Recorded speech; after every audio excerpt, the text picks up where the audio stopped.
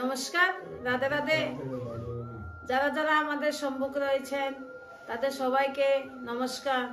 যারা যারা আমাদের সেই জ্ঞান কিমতি চ্যানেল রোজ দেখছেন তাদেরকেও আমাদের ঈশ্বরীয় পরিবার তরফ থেকে নমস্কার, শুভেচ্ছা। আর সেই আজ তো আমাদের জানুয়ারির প্রথম, সেই সবাইকে আমাদের ঈশ্বরীয় পরিবার তরফ থেকে হ্যাপি নিউ ইয়ার, অনেক অনেক শুভেচ্ছা রইল। সবাই ভালো থাকেন, সুস্থ থাকেন, সবার দিন যেন ভালো ভালো হয়ে কাটায়, সবার জীবনে যেন একটা নতুন দিন আসে। তাহলে দেখেন আমাদের সবার জীবনে যেন একটা নতুন বছর, সেই আমাদের নতুন বছরটা যেন একটা আনন্দ খুশি অনুভব নিয়ে আমরা বাঁচতে পারি। তো সেই আমাদের খুশি অনুভব আমরা যেন সেই পুরানো মানে কি, যেমন আমাদের পুরনো বছর চলে গেল, সে পুরনো বছরের মধ্যে আমাদের জীবন থেকে তো একটা বছর চলে গেল, সে একটা বছরের মধ্যে আমরা জীবনে হতাশ, দুঃখ, টেনশন, ডিপ্রেশন নিয়ে কাটিয়েছি। কিন্তু আমাদের এই আগামী এই বছরটা যেন আমাদের জীবনে সেই দুঃখ, টেনশন, দুর্দশা সব চলে যায়, কোনো কিছু যেন না থাকে, আমাদের জীবনের যেন থাকে সুখ, শান্তি, সমৃদ্ধি, খুশি, আনন্দ, প্রেম। সেই শান্তি নিয়ে আমরা যেন এই বছরটাকে এগিয়ে যেতে পারি, সেই কামনাই আমরা করি। ভগবান ঈশ্বর সবাইকে যেন ভালো রাখে, সবাই যেন সুস্থ থাকে, সবাই যেন নিরোগী হয়ে থাকতে পারে। তো দেখেন বলেছে সেই আমাদের শান্তি যদি আমরা নিজের মধ্যে আনতে চাই, তাহলে কি ভগবান কোনো চমৎকার করে আমাদের মধ্যে শান্তি দিয়ে দেবে? কোনো মতেই না। কারণ ভগবান কি বলেছে যে ভগবান কোনোদিন চমৎকার করে না, কিন্তু চমৎকার আমরা নিজেরটা নিজের সাথে করতে হয়। কারণ দেখেন আমরা যে শান্তি আনবো, শান্তি তো কোনো দোকানে কিনতে পাওয়া যায় না, শান্তি তো কোনো হাওয়ায় উড়ানো যায় না। তাহলে শান্তি আমাদের ভিতরে। তাহলে আমাদের ভিতরে সে শান্তিটাকে খুঁজতে গেলে এখন আমি কি করতে হবে? বলেছে না যে আগে আমি আমার নিজেকে যদি আমি জানতে পারি, তাহলে আমার সে শান্তিকেও আমি জানতে পারবো। বলেছে যে আমাদের এই শরীরটা হলো আলাদা জিনিস, আমাদের আত্মাটা হলো আলাদা জিনিস। তো বলেছে এই শরীর আর আত্মায় দুইটা এক হয়ে যে মিলে সে হলো জীবাত্মা। তাহলে জীবাত্মা মানে কি? বলে জীবিত আত্মা। জীবিত আত্মা মানে যে আমাদের এই শরীরের সহিত, মানে কি এই শরীরটার ভিতরে যে একটা চৈতন্য শক্তি কাজ করে, সেই চৈতন্য শক্তিটার নামই হলো আত্মা। তাহলে বলেছে যে আমাদের আত্মা মানে কি, বা আমরা বলে কি যে আমি কি আমার শরীরের যে চামড়াটা সেটা আমি, না আমার ভিতরের যে আমার হাড়গুলি সেগুলি আমি, না আমার রক্ত আমি, না আমার মাংসটা আমি, না আমার মনটা আমি, না আমার চিন্তাটা আমি, না আমার অহংকারটা আমি। তাহলে আমি কে? তো সেই আমি যখন আমার নিজেকে নিজে খুঁজে একবার পেয়ে যাব, তখনই আমাদের ভিতরে অতীন্দ্রিয় সুখ অনুভব, শান্তি, আমরা শুধু শান্তি অনুভব করতেই থাকবো। যেমন একবার বুদ্ধদেবের কাছে একবার এক রাজা এসেছিলেন। তখন সেই রাজা অনেক দুঃখ, টেনশন, অশান্তি নিয়ে সে বুদ্ধদেবকে বললেন, যে বুদ্ধদেব, আমার তো মনের কোনো শান্তি নেই, আমার মনে শুধু অশান্তি আর অশান্তি। এখন সেই অশান্তি থেকে আমি কি করে বাঁচতে পারবো? তো তখন বললো যে তোমার অশান্তির কারণ কি? বলেছে অশান্তির কি কারণ আমি নিজেও জানতে পারি না, কারণ আমি একজন রাজা, আমার রাজ্যের মধ্যে এমন কোনো কিছু ত্রুটি অভাব কোনো কিছুই নেই, কিন্তু তারপরও আমার মন শান্তি কেন পায় না? তো তখন সেই বুদ্ধদেব যখন যাচ্ছিল, তখন সেই রাস্তার মধ্যে কথাগুলি হয়েছিল। তখন বুদ্ধদেব বলেছিল, ঠিক আছে, আপনার যদি শান্তির দরকার হয় তাহলে আপনি আমার সেই কুটির মধ্যে আসেন, মানে কি আমি যেখানে থাকি আশ্রম, সেই আশ্রমের মধ্যে আসেন। কিন্তু মনে রাখবেন, আসার সময় আপনার মনটাকে কিন্তু সঙ্গে করে নিয়ে আসবেন। আপনি কোনো কিছু সঙ্গে করে নিয়ে আসেন না আসেন, কিন্তু মনটাকে সঙ্গে করে নিয়ে আসবেন। তো তখন সেই রাজা সারা রাত্র ঘুমাতে পারেনি, সে শুধু চিন্তিত করলো, টেনশন করলো, চিন্তাই করতে লাগলো যে বুদ্ধদেব আমাকে কি বললো, যে আমি কোনো কিছু নেই বা না নেই, আমার মনটাকে যেন সঙ্গে নেই। আচ্ছা, তাহলে আমার মনটা আমি কোথায় রেখেছি? আমার মনটাকে আমার কাছে নাই, তো আমার কাছে নেই বলেই আমার মনে হয় শান্তি নেই। তাহলে আমি মনটাকে এখন খুঁজে পেতে গেলে আমি কি করতে হবে? আমার মনটা কোথায় আছে? তারপর সে পরের দিন যখন সে বুদ্ধদেবের কাছে গেলেন, তখন সেই বুদ্ধদেব বলেছে, যে আপনার মন আপনি সঙ্গে করে নিয়ে এসেছেন? বলেছে হ্যাঁ, আমার মন তো আমি সঙ্গে করে নিয়ে এসেছি। তো তাহলে আপনি এক কাজ করুন, আপনি সেই গাছটার নিচে বসে একটু ধ্যান করেন, মানে কি আপনার নিজের মনের সাথে আপনি একটু কথা বলেন, দেখবেন যে আপনার মন আসলে আপনার কাছে আছে কিনা। তো তখন সে বুদ্ধদেবের কথা শুনে রাজা বসে বসে ভাবলো যে আমার মনের সাথে আমি কিভাবে কথা বলবো। আমার সামনে তো যে কোনো একটা ব্যক্তি থাকতে লাগবে, তেমনি আমাদের মনটাও তো আমাদের সামনে থাকতে লাগবে, কিন্তু আমাদের মনটা তো এখন আমার মন সামনে আমি কি করে ভাববো। তো তখন সে বুদ্ধদেব বললো যে তুমি তোমার মনের ভিতরে নিজের সাথে নিজে একটু কথা বলো। যখন সে নিজের সাথে নিজে রাজা কথা বললেন, তখন সে ধীরে ধীরে ধীরে ধীরে তা উনি বুঝতে গেলেন যে ঠিক আমাদের ভিতরে আমি নিজেকেই, আমার মনকে আমি আগে খুঁজে পেতে হবে। কারণ আমার মনের মধ্যে, আমার সেই বুদ্ধির মধ্যে সারা দিন শুধু সবার টেনশন, সবার চিন্তা নিয়ে আমরা বসে থাকি। তাহলে তো উনি কি করেছেন, তখন যখন তিনি ধ্যান করেন, মানে কি বসে বসে একাগ্র হয়ে সেই গাছের নিচে বসে নিজের সাথে নিজে মনের সাথে কথা বলতে লাগলেন, তখন ধীরে ধীরে ধীরে ধীরে ওনার মনের ভিতরে একটা শান্তি, মানে কি একটা সুষমতে যেমন শান্তি অনুভূতি হতে লাগলো। তো তখন সেই রাজা বুঝলেন যে বুদ্ধদেব ওনাকে কি বুঝাতে চেয়েছে, যে আমরা আমাদের মনকে যেন আমরা নিজের কাছে রাখি। আমাদের মন যতক্ষণ আমরা নিজের কাছে না রাখতে পারবো, ততক্ষণ পর্যন্ত আমাদের ভিতরে শান্তি আসবে না। আমাদের মনে কেন অশান্তি?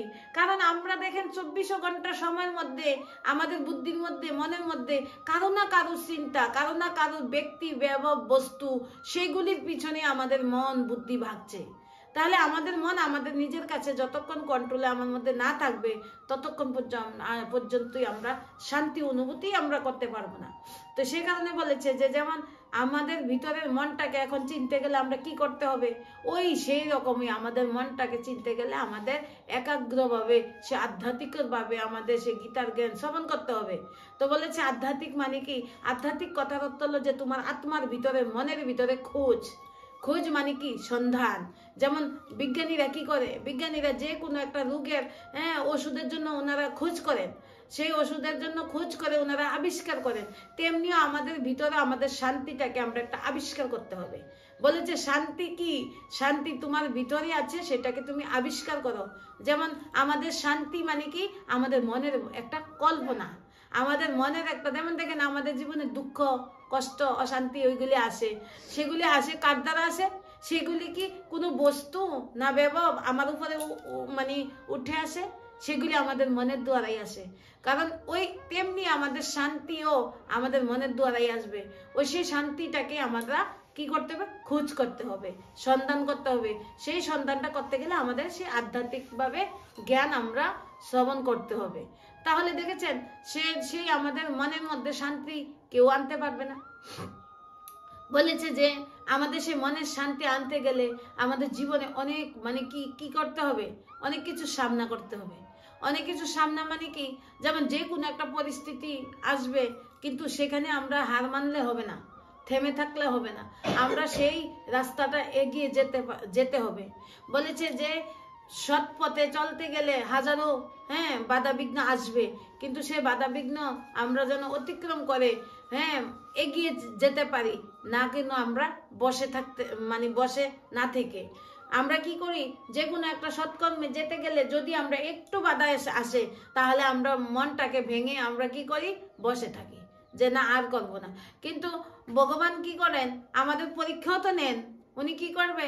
আমাদের পরীক্ষা নিবে যে আমরা কি আসলে সেই সত্য পথে চলতে গিয়ে আমরা কি পিছনে চলে গেলাম না সামনে আসলাম।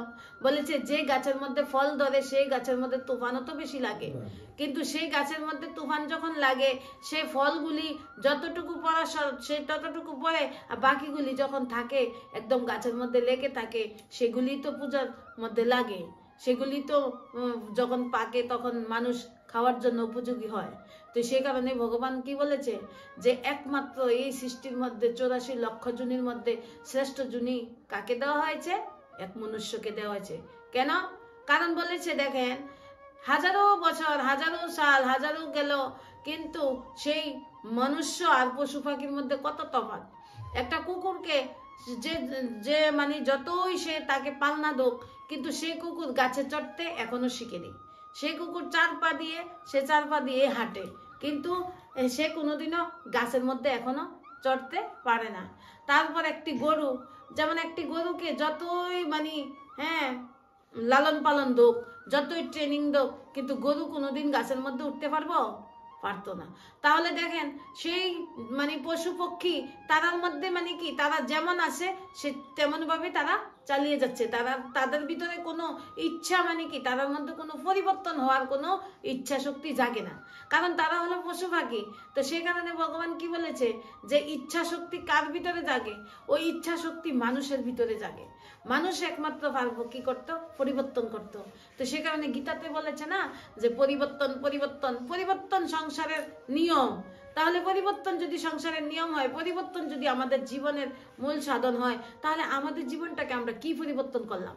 আমাদের দেখেন একটা বছর আমাদের জীবন থেকে চলে গেল, মানে কি এই সময়টা আমরা কোনো দিন সে টাকা কোটি কোটি টাকা দিল আমাদের, মানে কোটি কোটি টাকাও যদি আমরা দেই ভগবানকে, যদি আমরা বলি যে ভগবান সেই একটা বছর আমার জীবন থেকে চলে গেছে, সে একটা বছর সময় আমাকে দিয়ে দেন, সেটা সম্ভব হবে? সেটা সম্ভব হবে না। তাহলে ভাবেন আমরা বসে বসে আমাদের সময়গুলি কিভাবে নষ্ট করছি। তো সেই সময়গুলি আমরা মনুষ্য হয়ে নষ্ট করছি। তাহলে আমরা, ভগবান বলেছে কি যে মনুষ্য একমাত্র সবকিছু করার মতো ক্ষমতা আছে, মানে মনুষ্য পারে না এমন কোনো কাজ নাই। বলেছে যেমন একটা লোহাকে দামি কে বানিয়েছে? একটা মনুষ্য বানিয়েছে। একটা হীরাকে দামি কে বানিয়েছে? একটা মনুষ্য বানিয়েছে। নয়তো মনুষ্য যদি হীরাকে দামি না বলতো, সে হীরা তো কোনোদিন দামি হতো না, একটা পাথর হয়ে পড়ে থাকতো। তো তেমনি সোনাকে কে মানে দামি বানিয়েছে? একটা মানুষই বানিয়েছে। তাহলে দেখেন একটা লোহাকে, সোনাকে, রূপাকে, হীরাকে যে দামি বানিয়েছে একটা মানুষ, সে মানুষটা কত দামি হবে। তাহলে ভগবান এই সংসারে এত দামি মানুষকে বানিয়ে পাঠিয়েছেন, তাহলে আমরা সেই মনুষ্য হয়ে আমরা কি করলাম?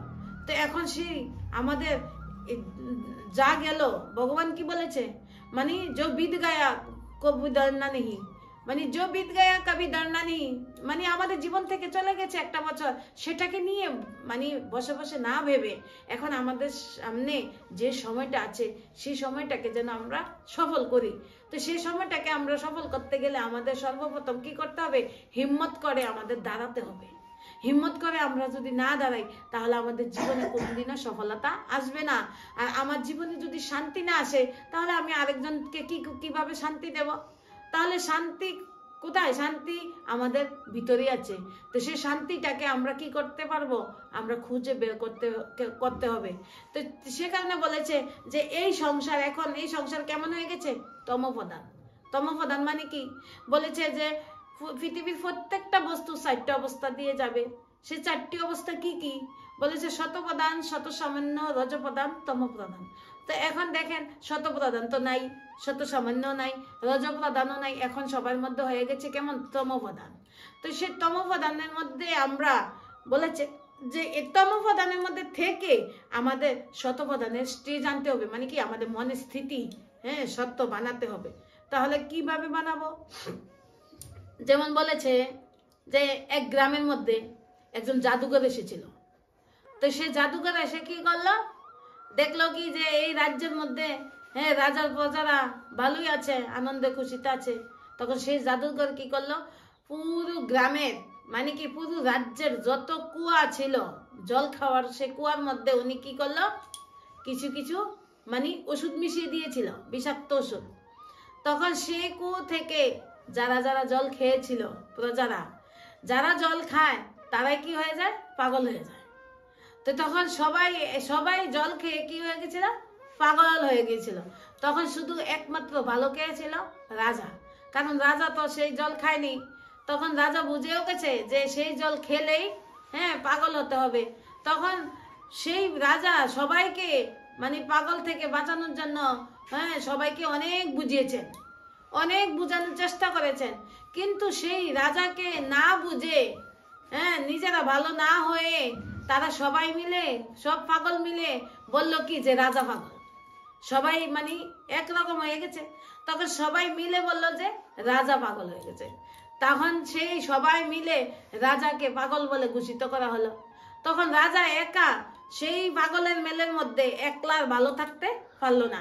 তখন সে রাজা কি করলো, নিজও একদিন একদম মানে হার মেনে তখন ভাবলো কি, এই সব পাগলের মাঝখানে আমি একটা ভালো থেকে কি লাভ, আমিও এখন সেই জলটা খেয়ে পাগল হয়ে যাই। তখন সেই রাজা কি করলো, সে রাজাও সেই জলটা খেয়ে উনিও পাগল হয়ে গিয়েছে। তাহলে দেখেন সেই রাজা কি করলো, এইবার সব পাগলের সাথে উনিও পাগল হয়ে গেছে। তখন রাজা অন্তিম সময়ে বলে গিয়েছিল, জলটা খাওয়ার আগে বলেছিল যে মুরুক্ষের দলের মধ্যে থেকে কোনোদিনও তুমি বুদ্ধি নিয়ে টিকে থাকতে পারবে না। তো তখন সেই রাজা ব্যর্থ হয়ে উনিও সেই পাগলের দলে গিয়ে পাগল হয়ে গিয়েছিল। তাহলে দেখেন সেই রাজা যে এই রাজা কে, সেই রাজা হলো আমরাই এই তমোপ্রধান দুনিয়ার মধ্যে এখন আছি। সবার বুদ্ধি এখন কি হয়ে গেছে, ভ্রষ্ট বুদ্ধি। ভ্রষ্ট বুদ্ধি মানে কি, সবার বুদ্ধির মধ্যে শুধু আমি আর আমার, মানে কি আমরা শুধু এখন আমাদের নিজের চিন্তায় আছি। ভগবান পাঠিয়েছে কেন, আমরা কোথায় থেকে আসলাম, কি নিয়ে আসলাম, আবার যে কোথায় যেতে হবে, কি নিয়ে যাব, আমি কে, সেটার খোঁজ কারণ নাই। এখন সবাই আছে কি, সবাই যার যার সেই ইচ্ছা ভোগ বিলাসের মধ্যে পড়ে আছে। সবাই শুধু নিজের চিন্তায় আছে। সবাই শুধু যে আমার বাড়িটা যেন সুন্দর হয়ে তৈরি হয়ে যায়, আমার সন্তানটা যেন ভালো খেতে পারে, আমার সন্তান যেন নামি দামি হয়ে যায়, আমি যেন ভালো করতে পারি, আমি আমি আমি আমার। তাহলে দেখেন সে আমি আমি আমার মধ্যে আমাদের জীবনটা নষ্ট হয়ে যাচ্ছে। বলেছে না, আমাদের জীবনটাকে শুধুমাত্র কেবল দুইটি শব্দই নষ্ট করে দেয়।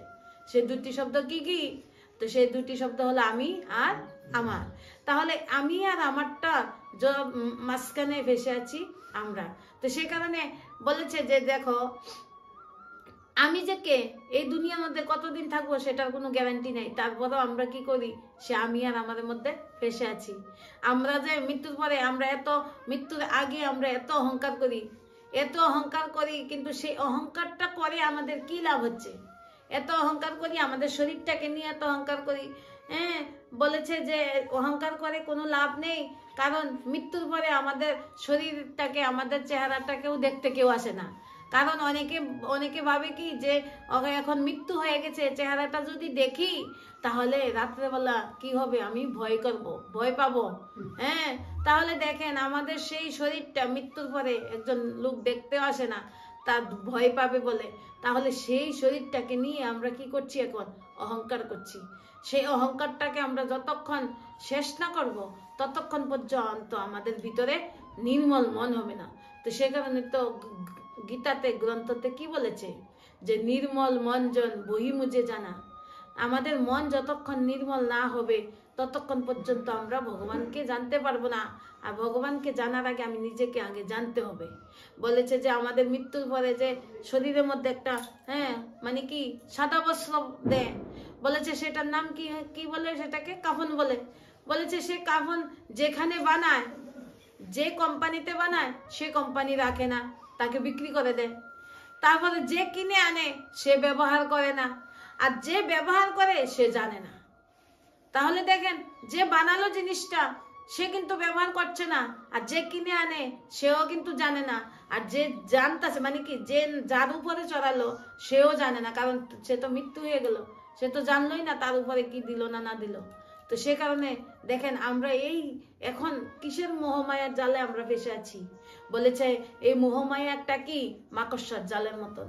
মাকড়সা কি করে, মাকড়সা তার মুখ দিয়েই তার জালটা সুন্দর করে বানায়, কিন্তু সেই জালটার মধ্যে সে মাকড়সা নিজেই ফেসে থাকে, আবার সে একদিন সেটার মধ্যে মরে, শুকিয়ে যায়।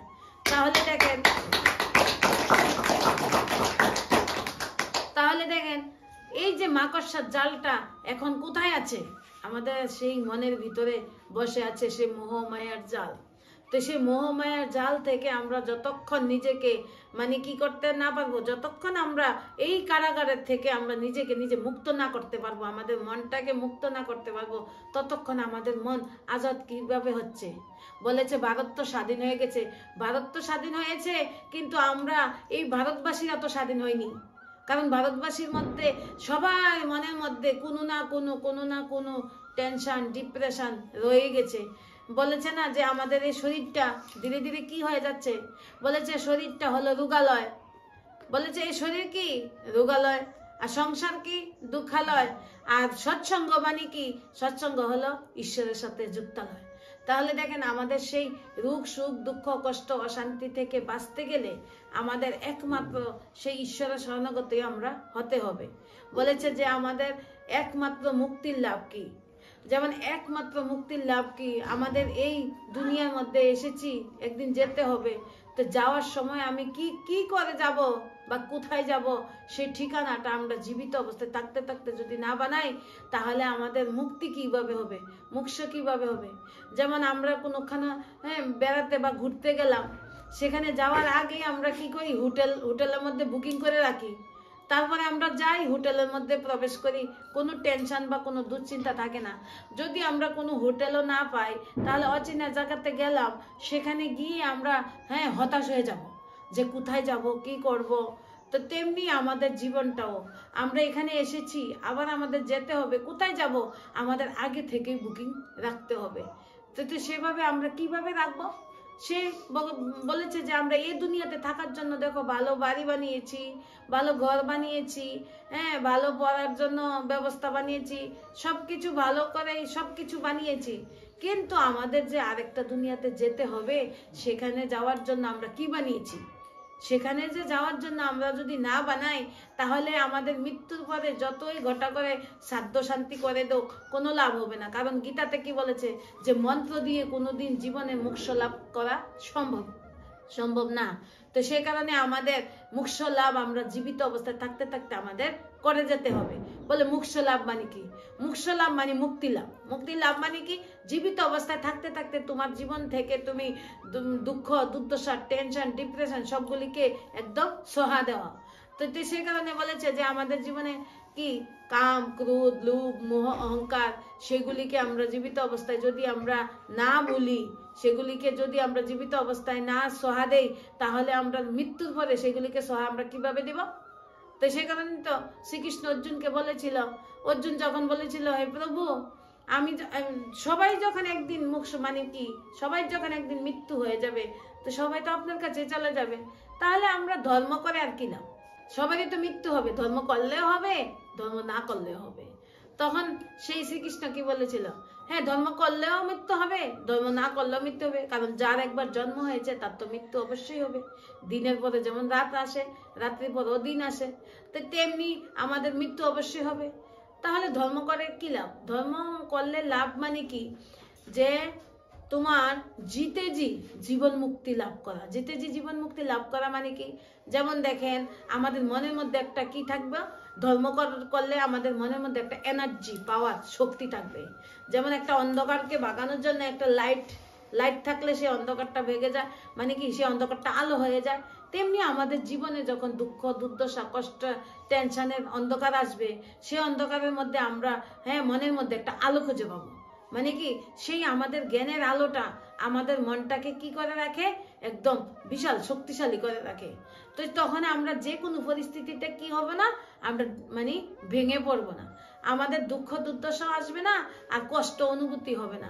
সে কারণে শ্রীকৃষ্ণ বলেছিল অন্তমতি স্বগতি, মানে বলেছে যে আমাদের যাদের মানে কিশোর অবস্থা বাল্য অবস্থা ধর্ম কাটে, ধর্মতে মানে কি ধর্মতে সে নিজেকে নিজে চিনেছে, ভগবানের কাছে সমর্পিত হয়েছে, তার যৌবন অবস্থা কেমন যাবে? যৌবন অবস্থা খুব সুন্দর আনন্দে অতীন্দ্রিয় সুখের অনুভব করতে করতে যাবে। আর যৌবন অবস্থাতে যার অতীন্দ্রিয় সুখ অনুভব করে ধর্ম সহিত কর্ম করে চলছে, তার বৃদ্ধ অবস্থা কেমন যাবে? একদম যেমন মোক্ষ লাভ হয়ে যাবে। তাহলে দেখেন আমাদের সেই মোক্ষ লাভ করতে গেলে আমরা কি করতে হবে? আমাদের সেই মুক্তির রাস্তা আমাদের নিজেকে খুঁজে বের করতে হবে। তাহলে কিভাবে করব মুক্তির লাভটা করব কিভাবে? আমরা তো সব সময় ভাবি কি যে আমরা দুঃখী টেনশন ডিপ্রেশন, আমি এই সংসারে এসেছি, আমার মতো দুঃখী এই পৃথিবীতে কেউ নাই। কিন্তু সেই ভগবান কি বলেছে যে দেখেন আমাদের থেকেও কেউ না কেউ আরো বেশি দুঃখে আছে, কিন্তু সেই দুঃখটা আমরা অন্যের দুঃখটা আমরা অনুভব করতে পারি না। আমরা যখন নিজের কাছে দুঃখ আসে তখন আমরা দুঃখে সে ভেঙে পড়ি, কিন্তু অন্যের দুঃখটা আমরা অনুভব করতে পারি না। তো সে কারণে যেমন একটা কাহিনী শোনাই, শিক্ষামূলক কাহিনী, যা আমাদের জীবন থেকে কিছু আমরা শিখতে পারি সেই কাহিনী থেকে। যেমন একজন উনি একজন ব্যাপারী, সেই ব্যাপারী মানে সাহুকার ছিল। সেই সাহুকার কি করত, ওনার ধন সম্পত্তি টাকা পয়সার কোনো অভাব ছিল না। তো সেই মানে উনি কুসঙ্গতে পড়ে গিয়েছে। কুসঙ্গতে পড়াতে উনি জুয়া খেলতো, হ্যাঁ, মদ্যপান করতো, ওই সমস্ত করে ধীরে ধীরে ধীরে ধীরে ওনার সেই ধন সম্পত্তিগুলি কমতে থাকলো। তো এক সময় উনি সেই ধন সম্পত্তি কমতে কমতে উনি অনেক টাকা ঋণী হয়ে গিয়েছে। তখন ওনার স্ত্রী কি করলো, ওনাকে ছেড়ে ওনার সন্তানকে নিয়ে চলে গেল। তারপর ওনার যে মা বাবা ওনাকে ত্যাগ করে দিল। তো তখন সে কি করলো, মানে লাশ পর্যায়ে যখন ওনার বন্ধু বান্ধবও কেউ নাই, কারণ যখন তোমার কাছে সব থাকবে তখনই তো তোমার বন্ধু বান্ধব থাকবে, যখন তোমার কাছে কিছুই থাকবে না তখন তোমার কাছে বন্ধু বান্ধবও থাকবে না। তো তখন সে কি করলো, বন্ধু বান্ধব সব মিত্র সম্বন্ধী কেউই তার সাথে নাই। তখন তার মন একদম হতাশ হয়ে গেল। তখন সে সিদ্ধান্ত করলো যে একা একা এই জীবনে বেঁচে থেকেই কি লাভ, আর অনেক টাকা আমি ঋণও হয়ে গেছি, সেগুলি দিব বা কি করে, এক কাজ করি আমি সুইসাইড করে নিই, মানে কি আমি মরেই যাই। তখন সে কি করলো, মরার জন্য একটা পাহাড়ের চূড়ায় উঠতে লাগলো। আর সেই পাহাড়ের চূড়ায় যখন উঠতে লাগলো তখন উঠতে উঠতে সে জোরে জোরে কান্না করছিল। কারণ সেই ভাবছে যে আমার যে আমি এখন দুর্দশা এসে গেছি, সেই দুর্দশা থেকে বাঁচার জন্য আর কোনো রাস্তা নেই, আমাকে এখন মরতেই হবে। তখন সেই রাস্তা দিয়ে হ্যাঁ সেই বুদ্ধদেব যাচ্ছিল ওনার কয়েকজন শিষ্যকে নিয়ে, সেই গ্রামের দিকে, গ্রাম থেকে ওনার কুটিরে যাচ্ছিল আশ্রমে। তখন সে যাওয়ার সময় শুনে কি জোরে জোরে কেউ কাঁদছে, সে পাহাড়টার উপর থেকে কান্নার আওয়াজ শোনা যাচ্ছে। তখন বুদ্ধদেব বুঝে গেছে যে কেউ নিশ্চিত সেখানে মানে মরার জন্য উঠছে। তখন বুদ্ধদেব সেই শিষ্যদের সাথে দৌড়াতে দৌড়াতে গিয়ে দেখলেন সেই লোকটা পাহাড়ের একদম চূড়াতে উঠে যাচ্ছে। তখন বলছে যে তুমি পাহাড়ের চূড়ায় কেন উঠছো, তুমি এখানে নিচে নেমে আসো। বলে না না, আমি সেখানে উঠে আমার প্রাণটা ত্যাগ করব, আমি এখন কি করব, আত্মহত্যা করব। তো তখন বুদ্ধদেব বললো তুমি আত্মহত্যা করবে, সিদ্ধান্ত করে ফেলেছ? বলেছে হ্যাঁ আমি সিদ্ধান্ত করে ফেলেছি, আমাকে আত্মহত্যা করতে হবে। তো তখন বলেছে ঠিক আছে ঠিক আছে, তুমি আত্মহত্যা করবে, কিন্তু শুনো আত্মহত্যা করার আগে আমার 2টা প্রশ্নের উত্তর দিয়ে যাও। তো তখন বলেছে যে কেন, কি উত্তর দেব? তো বলেছে তুমি যে আত্মহত্যা করছো কেন করছো, সেই কিসের দুঃখ তোমার, একটু দুঃখটা শোনাও। তখন সে হাউ মাউ করে কেঁদে তার জীবনের সেই দুঃখগুলি সে বলতে লাগলো। তো তখন এসে বুদ্ধদেব বলল আচ্ছা তুমি কি এখনই দুঃখী না আগেও দুঃখী ছিলে? বলে যে না না, আমি তো আগে দুঃখী ছিলাম না, আমার সে রাজপাট ছিল, আমার সে ধন সম্পত্তি ছিল, আমার বউ বাচ্চা মা বাবা বন্ধু বান্ধব যা চাইতাম তাই আমি করতে পারতাম, যখন যা আমি মানে খুশি অনুভব করতে চাইতাম তখনই আমি সব খুশি টাকা দিয়ে কিনে করতে পারতাম, এখন তো আমি খুব দুঃখী। তখন বুদ্ধদেব বললেন আচ্ছা তুমি যখন তোমার কাছে সবকিছু ছিল, তোমার ভিতর থেকে তুমি আনন্দ খুশি শান্তি অনুভূতি করতে পেরেছ ওই সময়ে সবকিছু থাকার সত্ত্বেও? তখন সেই লোকটা একটু থেমে গেল। যেমন দেখেন তখন সেই ব্যক্তিটা মনে মনে ভাবলো কথা তো ঠিক, আমি তো আগেও সেরকম মনের কোনো অতীন্দ্রিয় সুখ অনুভব করতে পারিনি, আমার মনটাকেও তো আমি চিনতে পারিনি, তাহলে আমি কেন আত্মহত্যা করছি? আমি তো আগেও যেমন মানে ডিপ্রেশনে ছিলাম, এখনো তো সেই একই রকম।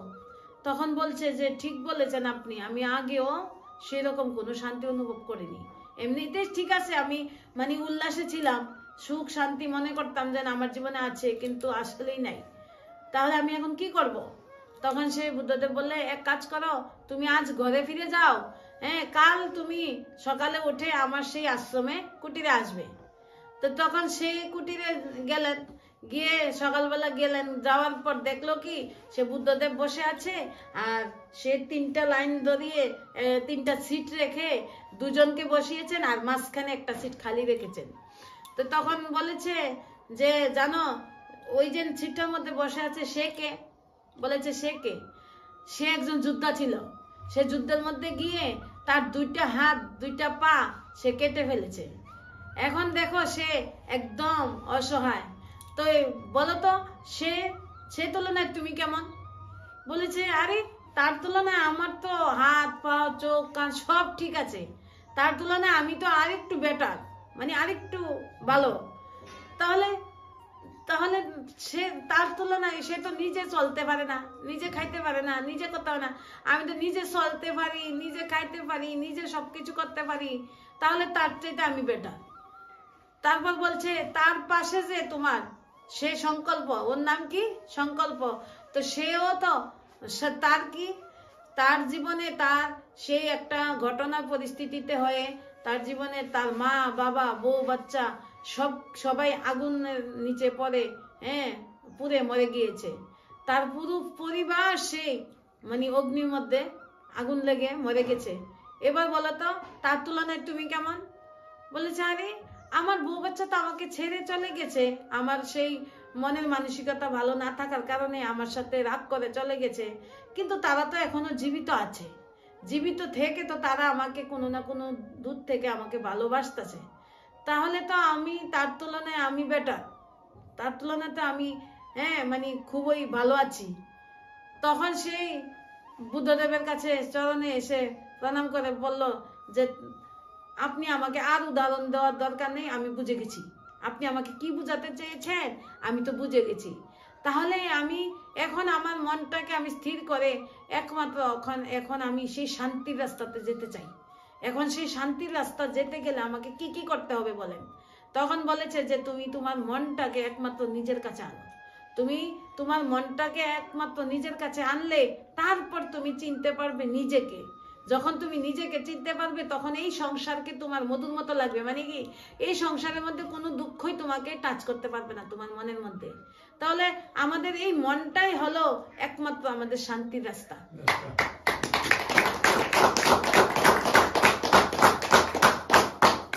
তাহলে দেখেন সেই মনটাই যখন আমাদের শান্তির রাস্তা, তাহলে আমরা কিসের পিছনে ভাগছি? আমরা সে ব্যক্তি ব্যবহার বস্তু এই সব কিছুর পেছন থেকে আমাদের মনটাকে একটু সরিয়ে আনতে হবে। হ্যাঁ, এখন আমাদের সময় নাই, কারণ মহাবিনাশ সামনে খাড়া। এখন সেই যে সৃষ্টির যে যুগ চলছে সেটা হলো অন্তিম সময়। বলেছে এই পৃথিবী এখন কেমন, পৃথিবীকে এখন অক্সিজেন লাগিয়ে রেখেছে, যে কোনো সময় পৃথিবীর বিনাশ হতে পারে, কারণ সেই পৃথিবীকে রক্ষা করার মতন এখন আর এই বলেছে যে পৃথিবীকে বিনাশ করার জন্য অনেক সরঞ্জাম তৈরি হয়ে গেছে, হাইড্রোজেন বোমা, পারমাণবিক বোমা, অ্যাটম বোমা, ওইগুলি বানিয়েছে, সেগুলি বানিয়ে রেখেছে, এগুলি তো একসময় ফুটবেই। তাহলে সে সৃষ্টিকে রক্ষা করার জন্য কি বানিয়েছে? সৃষ্টিকে নষ্ট করার জন্য তো বানিয়েছে, কিন্তু রক্ষা করার জন্য কোনো কিছু বানিয়েনি। তো সে কারণে মহাবিনাশ সামনে খাড়া, আমাদের সময় খুব কম, আমাদের কাছে যতটুকু সময় আছে সেই সময়টাকে যেন আমরা সফল করে নিই, কারণ সময় এত মূল্যবান। ভগবান বলেছে যে যারা মানে কি অভিমানী তাদেরকে তো কেউ বুঝাতে পারে না, অহংকারীদেরও বুঝাতে পারে না, তো তাদেরকে বুঝাবে কে? সময়। তো সেই কারণে সময় সবচেয়ে বড় মূল্যবান, সময় সবচেয়ে বড় বলবান। সেই সময়কে আমরা যেন নষ্ট না করি। যদি আমরা সেই সময়কে নষ্ট করি তাহলে একদিন সেই সময় আমাদের কদর করবে না। তো সে কারণে আমাদের সময় থাকতে থাকতে আমরা যেন সেই সময়টাকে আমরা সফল করি। তা আমাদের জীবন থেকে যা গেল, কিন্তু যা রয়েছে তাকে নিয়ে আমরা যেন একটু ভাবি, একটু চিন্তন করি। আমরা যেন এই জগতে এসেছি, হ্যাঁ, সেই জগতের জন্য, সমাজের জন্য, দেশের জন্য, রাজ্যের জন্য আমরা যেন একটা শান্তির বাতাবরণ দিয়ে যেতে পারি, কারণ সেই শান্তি হলো অমূল্য সম্পদ। সেই শান্তিটাই মানুষের জীবনের প্রধান মূল উদ্দেশ্য, লক্ষ্য। তো সেই শান্তির জন্য আমরা একমাত্র সেই শ্রীমদ্ ভাগবত গীতার সে আধ্যাত্মিকভাবে আমাদের যে জ্ঞান ধারণ করা, সেটা যদি আমরা করতে পারি তাহলে আমাদের জীবনে শান্তি, অতীন্দ্রিয় সুখ আমরা অনুভব করতে পারবো। তাহলে দেখেন আজ আমরা এখানেই রাখবো, কারণ আমরা তো সেই রোজ আপনাদের সামনে কোনো না কোনো নতুন সেই গীতার তথ্য নিয়ে আপনাদের সামনে হাজির হচ্ছি। হ্যাঁ, আপনারা দয়া করে সেই গীতার তথ্যগুলিকে একবার মনোযোগ দিয়ে শুনেন, তারপর জীবনে একটু ধারণ করার চেষ্টা করেন। দেখবেন জীবন থেকে অতি যে লোভ, লালসা, চাহিদা সবগুলি দেখবেন ধীরে ধীরে একদিন শেষ হয়ে যাবে। আর দেখবেন নিজের ভিতরে কোনো কিছু না থাকার পরেও আপনি একজন ধনবান হয়ে যাবেন। যখন আপনি মন থেকে শান্তি পেয়ে যাবেন তাহলে আপনার মতো ধনী এই পৃথিবীতে কেউ থাকবে না। তাহলে আমরা এখানেই রাখছি। হ্যাঁ, সামনে আবার আপনাদের সামনে আসবো। নমস্কার, রাধে রাধে।